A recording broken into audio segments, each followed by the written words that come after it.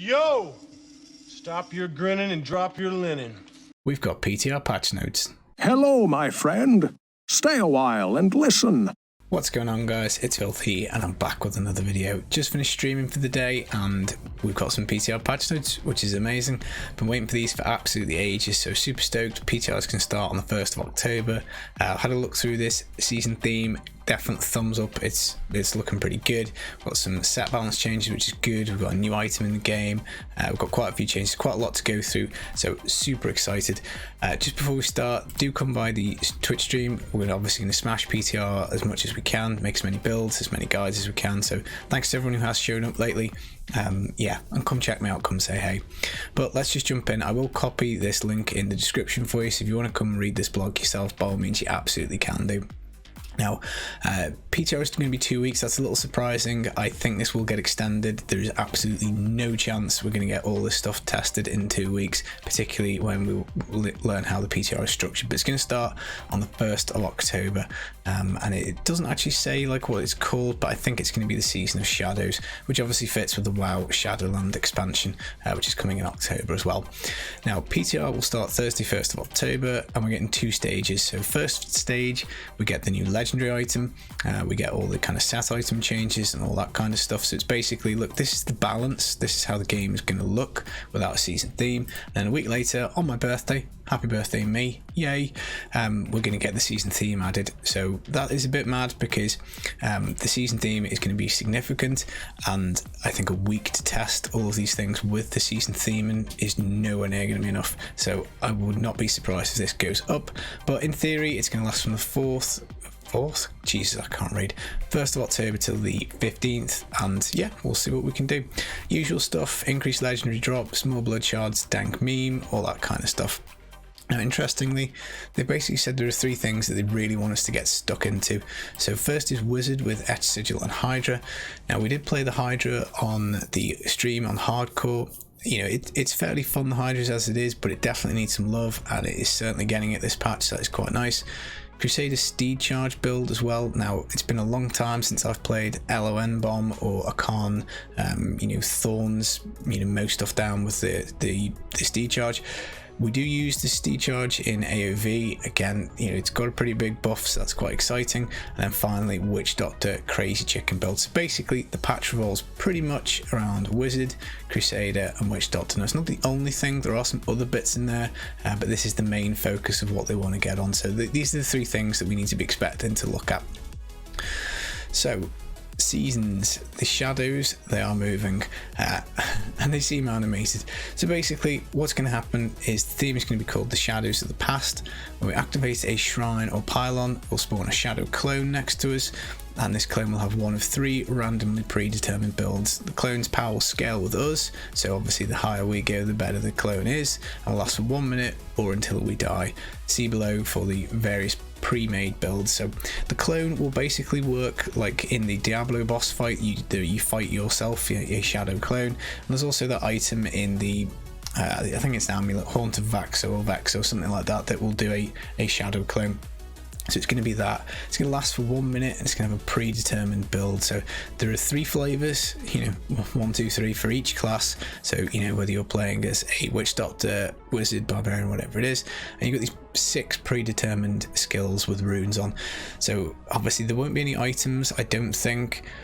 No idea how the AI is going to work, whether it's just going to spam all these abilities off cooldown, whether there's going to be any kind of, you know, thought process in it, whether it's going to be on random timers. But the idea is you're going to get a little buddy, you're going to get a clone of yourself that's going to help you do some stuff for a minute. So obviously, you know, I'm not going to sit here and go through all these builds and how these skills interact. Maybe in a future video we will.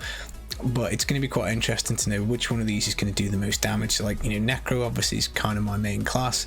You know, looking at this, you're going to want to land 1 or 3 because Frozen Lands is just so OP as the Necro. And again, it's going to be interesting to see how this all interacts. I don't think there's any Simulacrum on there because that would be kind of crazy. But yeah, the idea is you're going to get a Shadow Clone. It's going to have a predetermined build. It's going to fight next to you for 1 minute. That's quite a cool concept. I think the having an ally with you, you know, it's kind of like what you want your follower to do. Your follower generally just stands about and does nothing, so it is pretty good that we're going to get this. On pylons, it can't be manipulated really. It's not like on kill streak, so even if one of these things does loads of damage, it's still lucky dip as to whether you get the pylon or not. It'd be really interesting to know whether the Flavor of Time doubled the duration of this. I highly doubt it, but you never know. The rewards, we're going to get a few bit, but then they've snuck this on at the end. So rewards, portrait frame pet, cool, we'll see them when we get through to PTR. They snuck this on the bottom. For this season, Kanai's Cube will have a 4th slot. That's massive, that is huge. 4th slot will have the choice of the first 3 slots, so you can pick yourself a weapon, an armor piece, or a jewelry item, but they won't stack. Now, I presume what that means is that you can't, like, let's say you want to put Etch Sigil in your weapon slot as Wizard, you can't then put it in slot 4 again, you'd have to pick a different weapon. I presume the items will interact when it says stack. I presume it just means you can't have the same one, like it did in the Cube season. The intent is to provide players with creative flexibility for their character builds. Awesome. If I had to guess, I think this is going to get integrated into the main game if popular even. Again, we're going back to the Cube. My favourite season by a mile, definitely the Cube one. I know obviously some endgame meta players didn't like it because it didn't really change builds, but I think for me, as a casual guy, it's really nice to have that flexibility. Fine, it's only 1 slot, but that combined with the Shadow Clone, I think the season theme looks really good. And this here is why I think we can't test everything in a week. It's not going to be possible to do all the changes that they've got and the Cube on top. I just think there's going to be too much. For a week, I think that's a bit nuts, but hey-ho. Anyway, the good news continues.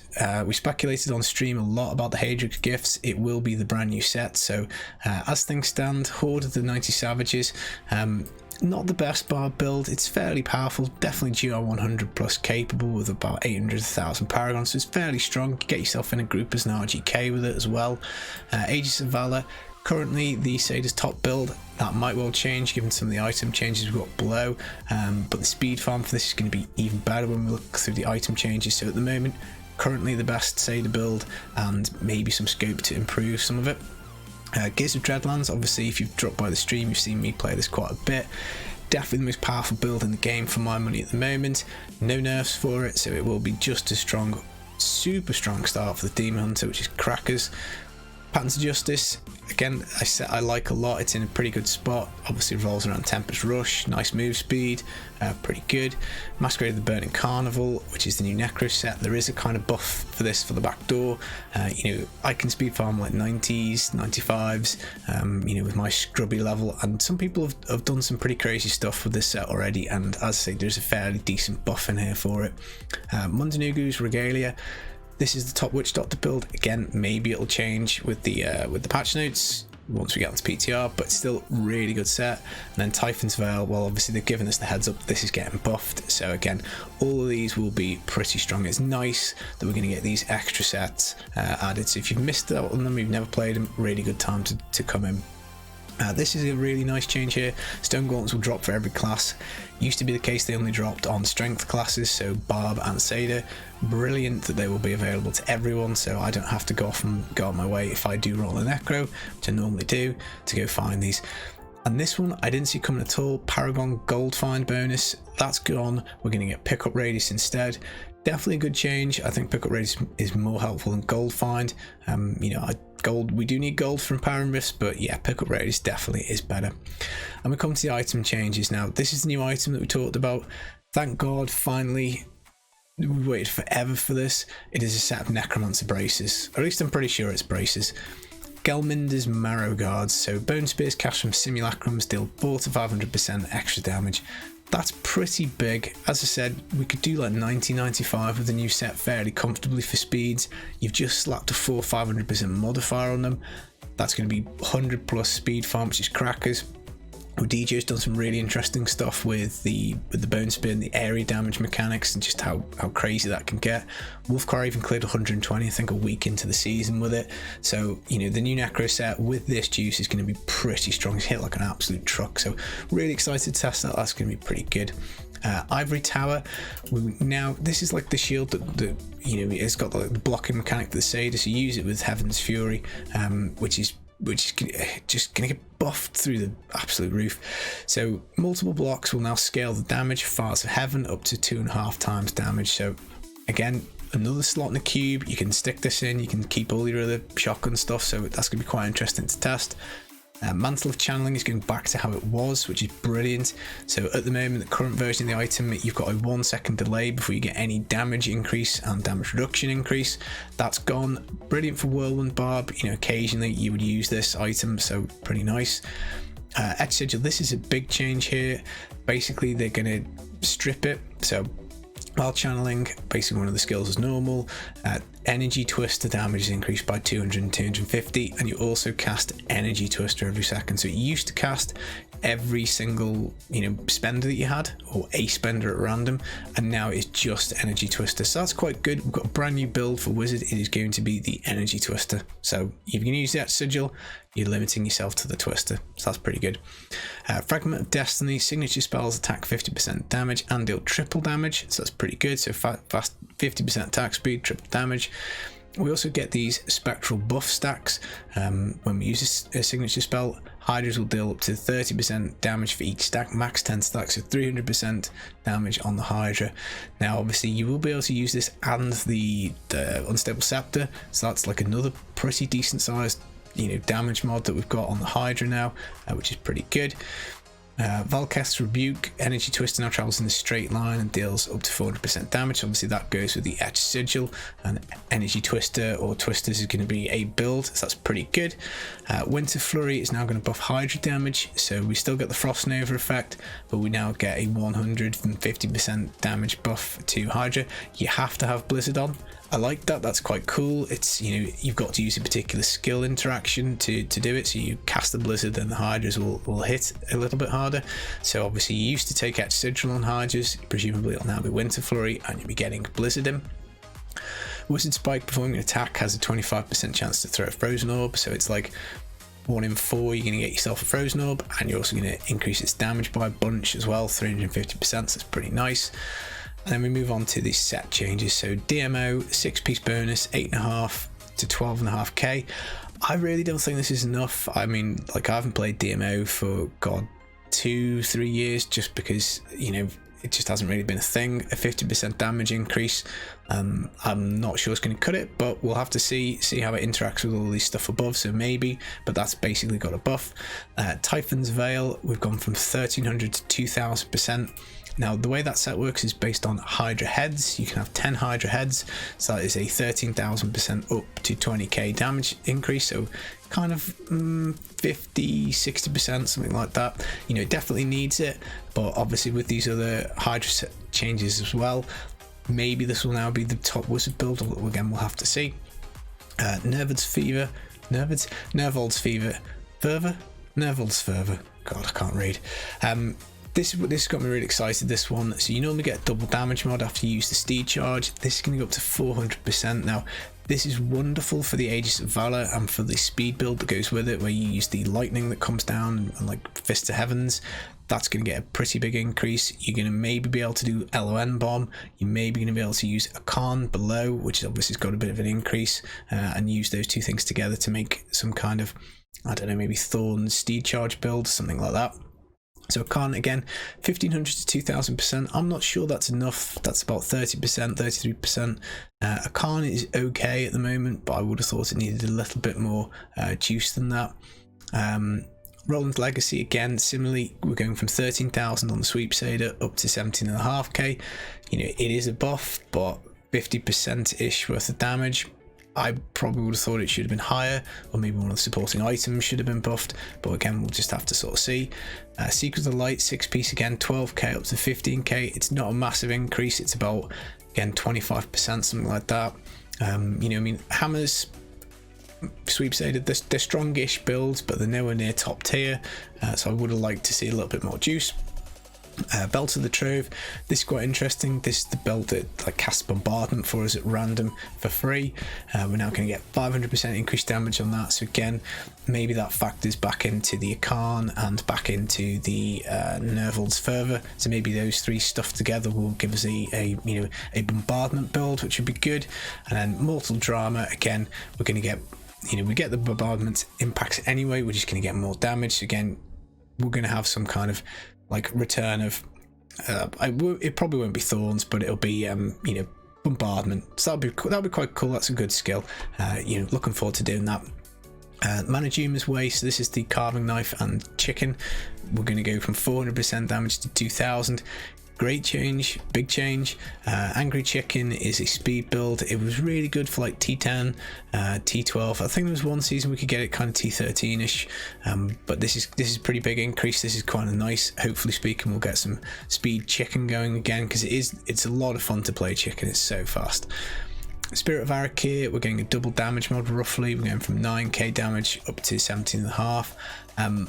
That probably won't make it competitive with Mundanugu. I don't think it's enough, but we'll have to see. Same for the Helltooth harness, so Gargs is probably the main Helltooth build. Again, if you slap double damage on it, I still don't see it competing with Mundanugu. I still think Mundanugu's going to be much, much better, but we'll have to sort of see. And then the Scrimshaw, this is great because this means looks like we're going to get a zombie charger builder. They're at least attempting it.